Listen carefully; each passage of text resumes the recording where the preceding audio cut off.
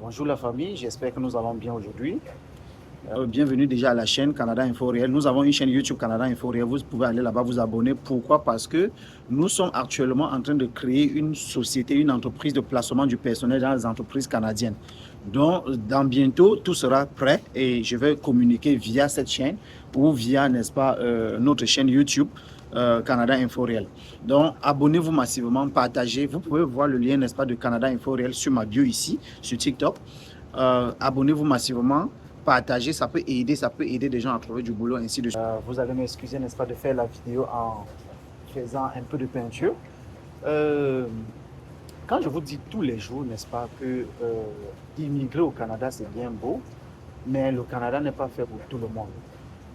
Il y a un statut, quand vous avez déjà dans vos propres pays, dans vos pays respectifs, évitez de tomber dans le piège des gens qui vous vendent le rêve sur les réseaux sociaux, pour que vous vendez, n'est-ce pas, vos biens, pour que vous puissiez vous déplacer et venir souffrir au Canada.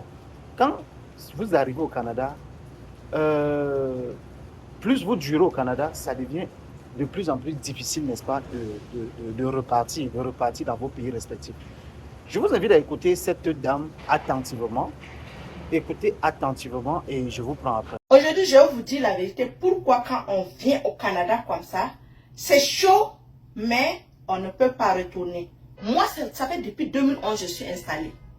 Je ne suis jamais repartie. Je vais vous expliquer mon cas.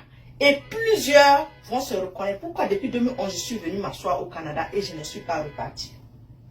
De un, quand tu arrives la première année, tu te dis, ah, ok, je vais m'organiser. Je vais étudier, je vais travailler.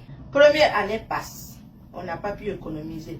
Deuxième année passe. De toute façon, que toute là, tu t'étais dit que tu vas venir ramasser l'argent construit au pays là.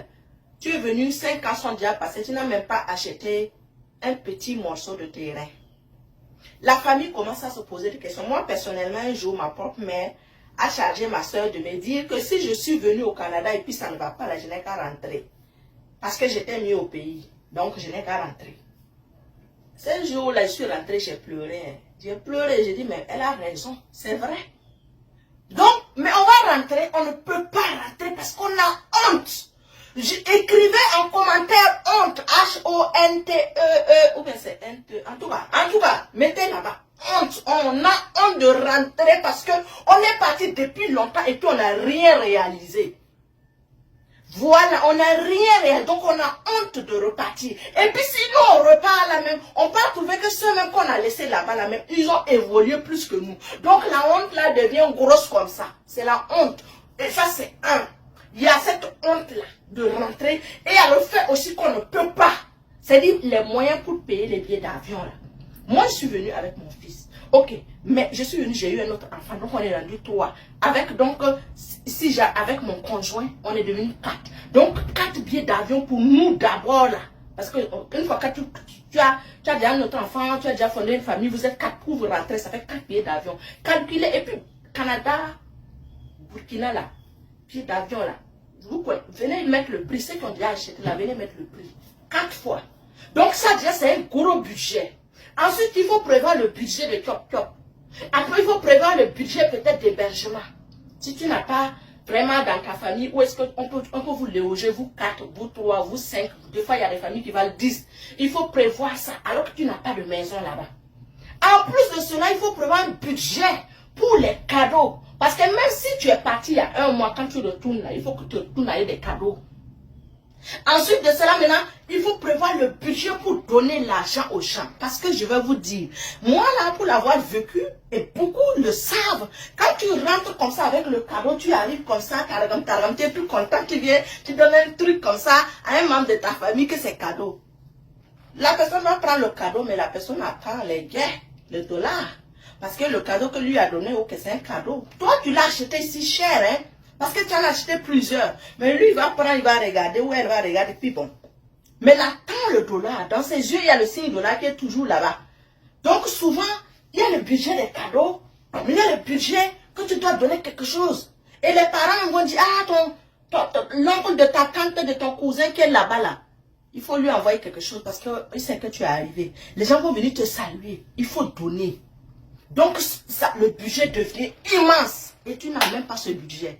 Donc, finalement, qu'est-ce que tu fais? Ceux qui peuvent, ils font venir leurs parents, ou bien, tu vois, ils font venir un des parents ou deux des parents, ils passent un peu du temps ensemble, et puis, ou bien, bon, moi, j'avais choisi de continuer, j'ai choisi d'envoyer, au lieu de, une fois j'ai fait mon planning, je vais venir, maman a dit, ah pardon, je pense que c'est mieux d'envoyer l'argent, là, on va s'aider ici. Et puis, elle a raison, paix à l'âme de ma mère.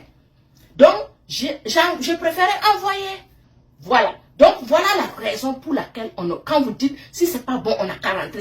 On n'a pas dit c'est pas bon, on a dit c'est dur. La vraie vie d'un migrant africain, c'est métro, boulot, dodo, encore et encore, sans pause, sans applaudissements.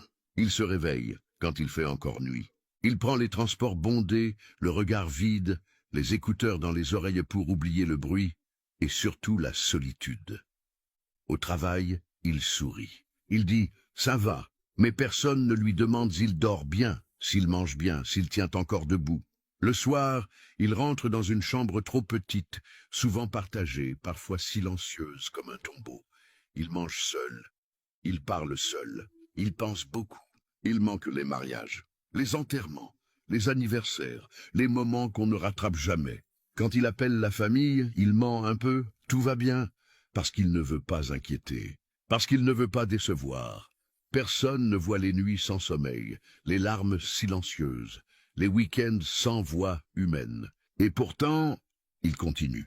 Pas pour le luxe, pas pour la gloire. Il continue pour envoyer de l'argent, pour sauver une famille, pour honorer un sacrifice. Alors, la prochaine fois que tu vois un migrant africain en Occident, ne lui demande pas seulement « Tu gagnes combien ?» Demande-lui s'il va bien. Parce que parfois, le plus dur n'est pas de travailler, c'est de vivre loin de tout ce qu'on... J'espère vraiment que cette fois-ci, ceux qui vont écouter la vidéo vont comprendre ce que je chante tous les jours, que ce soit sur ma chaîne YouTube Canada Info Réel, que ce soit ici sur TikTok. Je dis vraiment, je ne peux pas conseiller quelqu'un de ne pas venir au Canada, je ne peux pas conseiller quelqu'un de venir. Moi, personnellement, je préfère être pauvre dans mon pays, le Cameroun, que d'être pauvre au Canada. C'est mon point de vue. Et vraiment, ce que je suis en train de dire et de vous communiquer, n'est-ce pas, c'est vraiment ce que j'observe ici tous les jours. Je considère vraiment le Canada comme un levier économique. Un levier économique dans quel sens? Si tu viens dans un pays comme le Canada, fixe-toi des objectifs clairs, que ce soit à court terme ou à long terme. J'ai des gens qui sont ici, il s'est donné 5 ans. Il dit 5 ans après, il va tout faire pour rentrer au moins avec 30, 40, 50 millions. Donc le gars choque 2 boulots. Il fait tout pour que... Donc j'ai dit, il choque 2, parfois même les week-ends, il est dehors. Il ne connaît pas de dimanche, ni de jour férié. Il choque comme ça pendant 5 ans.